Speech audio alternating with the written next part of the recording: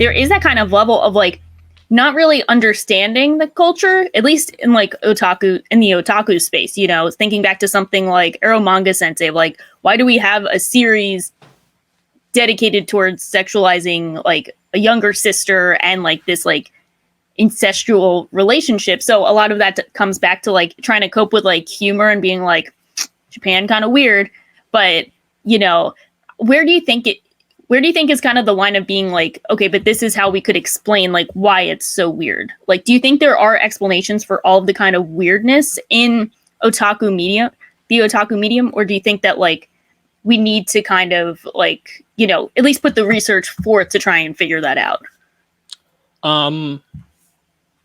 So I'm not entirely sure, to be honest. I'm not entirely sure.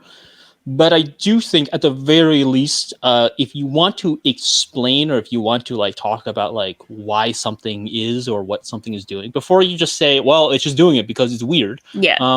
You should at the very least try to have some sort of argument as to why it might be the case. Yeah. Which I think in Gigek's case is even more annoying, considering the fact that he lives in Japan and he's like under the umbrella of a large publisher. So maybe I'm wrong, but it seems like he could get access to these sort of resources. Yeah. Like, I think that's something that's really important, right? That a lot of people kind of don't do. But something I really stress is that you have to scale your expectations relative to the resources of the person you're talking about. You know, it's like these people live in Japan, they work in Japan, and they're not like some like Eikaiwa English teacher in Japan, right? They are people working for a massive publishing firm, and they can get access, in theory, to some of these people. They are managed by people.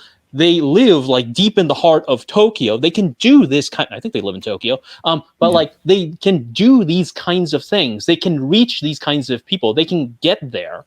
You know, so.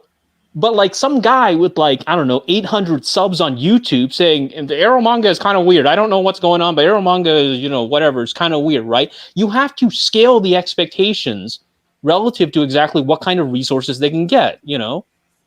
And so in this context, you can say, well, you know, he doesn't have to talk about that because it is just kind of weird. It's like, well, this is his job.